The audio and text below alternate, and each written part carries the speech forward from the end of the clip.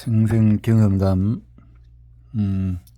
벤츠 S클래스를 타고 온 사람, 경매를 진행하면서 공유자를 만나지만 그 사람의 직업은 알 수가 없다. 하지만 이 일을 하다 보니 전화번호를 보면은 그 사람의 성향이나 직업을 가늠할 수 있다. 대표적으로 전화번호 끝자리는 00으로 끝나는 번호들인데, 이런 번호들은 통상 어떤 기관의 장이나 대표가 선언한다. 또 뒷자리가 0으로 끝나는 번호는 사업을 하는 사람들이 많다. 아직도 기억이 남는 게, 가족과 대전에서 식사를 하고 있었는데 010 던던던던 0000이라고 적힌 전화가 왔다. 전화를 받았더니 묘지의 공유자였다. 이 물건은 서해안에 위치한 시골의 물건이다. 공유로 400만 원 낙찰을 받고 내용 증명을 보냈는데 전화가 왔다. 이 번호를 보고 처음에는 내 눈을 의심했다. 뒷번호를 하나로 맞추는 것을 일명 골드 번호라고 하는데, 7778가 이런 번호를 구매하는 것은 보았으나 000이라는 번호가 실제 있는지는 처음 알았다. 스팸 전화인 줄 알았다. 공유자는 내용 증명을 받았다면서 왜 벌써 가져갔느냐. 자기들도 200만 원까지 떨어지면 낙찰을 받으려고 했는데 왜 벌써 낙찰을 받았냐는 것이다. 나는 공유자에게 전화 오면은 대부분 상냥하게 받으려고 노력한다. 하지만 이분은 전화를 할 때 이미 목소리에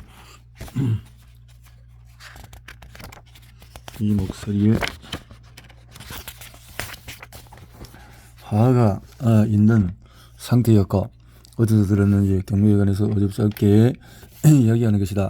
그때보다 약간의 언쟁을 했는데 대했던 나중에 내가 누구인지 알면 깜짝 놀랄 텐데라는 것이다. 난 대꾸하지 않고 할 말만 했다. 자기가 누구든 나와 무슨 상관인가. 뛰어난 사람은 본인이 말하지 않아도 주위에서 알아주지만, 본인이 스스로 뛰어나다고 느낀 사람은 누군가의 대접을 받고 싶어한다. 조금 기분이 상했는지 알아서 해보라는 식으로 이야기하더니 전화를 끊었다.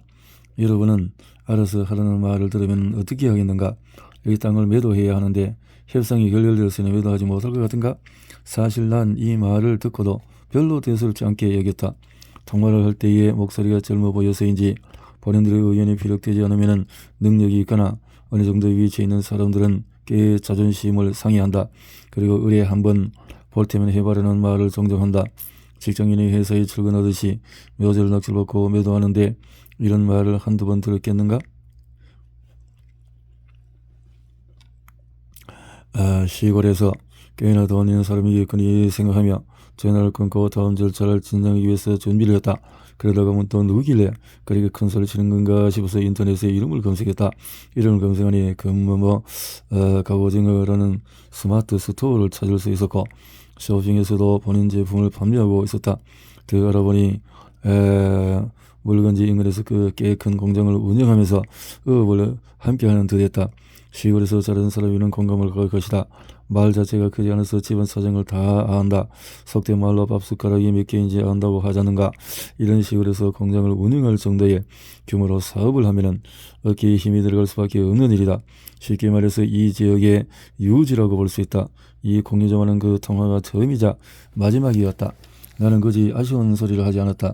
이 일을 하는 목적은 재미와 금전적인 여유를 추구하기 위함인데, 아쉬운 소리를 한다면 멋이 안 나지 않겠는가?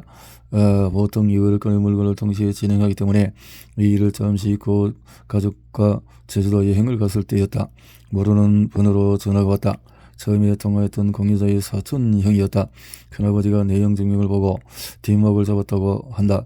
자기 사촌 동생이 본인이 해결하다고 해서 지켜보았는데 일은 해결이 안 되고 악화만 되는 듯하여 나에게 전화를 했다는 것이다.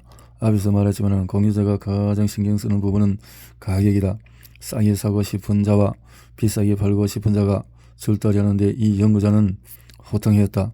두 차례 더 통화한 후에 바로 약속을 잡았다. 이 물건이 기억에 남는 이유가 있다. 임장 갈 때와 낙찰을 받을 때는 예전 차량인 산타페를 타고 갔는데, 매도할 때는 내 첫 수입차인 벤츠를 타고 갔다.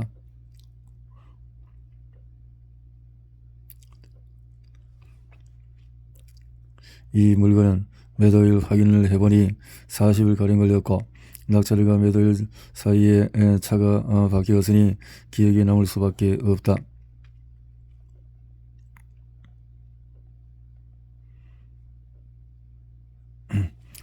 매도하러 가면 공유자가 무슨 이야기를 할까 별별 이야기를 다 한다.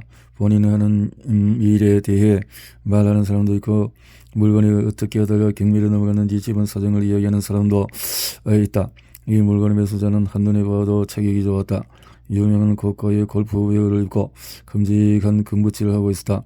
자기 사촌 동생이 일은 좀 크게 하는데 항상 덜렁대는 성격이라서 지켜보다가 연락을 취했다고 말하면서 본인에 대해서 부연 설명을 했다. 이분도 동일하게 업을 하면서 배를 만들어 파는 규모가 있는 사업체를 운영하고 있었다. 매수자 중에는 내가 투자를 잘하게 보이는지 좋은 물건이나 투자처가 있으면 알려달라고 정정 말하곤 한다. 이분도 여동생이 대전에 거주하고 있어서 세종과 대전에 관심이 많다 보였다. 대전의 재개발 지구에 투자를 했는데 괜찮은지 추가로 투자를 해도 될지 물어보았다. 이때가 2020년 대전 상승장이 초반부를 살짝 지날 때였지만 내가 생각하기에는 아직도 상승할 만한 여력이 많이 있었다. 좋은 재개발 구역에 투자를 해서 걱정할 게 없다. 투자를 더 해도 단기간에 성과를 볼 수 있을 것이라고 말했다. 이런저런 이야기를 하고 계약서를 마무리한 다음에 인사를 하고 가려는데 같은 곳에 주차를 한 것이다. 매수자인 그가 타고 온 차가 벤츠 S클래스 S560이었다. 그것을 본 순간 망치로 머리를 한 대 맞은 듯한 느낌이었다.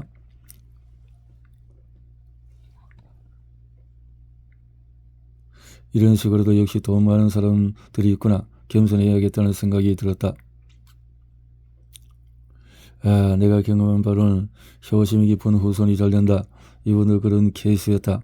내가 막 잘 받은 토지에 할머니 묘가 있는데 힘든 일이 있거나 고민이 있을 때 떡이라도 사들고 산소를 찾아뵈면 마음이 그렇게 편하고 또 하는 일이 잘 된다고 했다. 미신적인 관점이고 이 사람 말이라 전적으로 믿을 수는 없지만 내가 만나본 바로는 효심이 깊은 후손들은 그 집에서 가장 여유 있는 사람들이었다. 마음이 편안하고 질서가 있고 가정에 가함한 사람인가 봅니다. 사장의 묘지 경매 성공 법칙으로 이제 들어가기 전에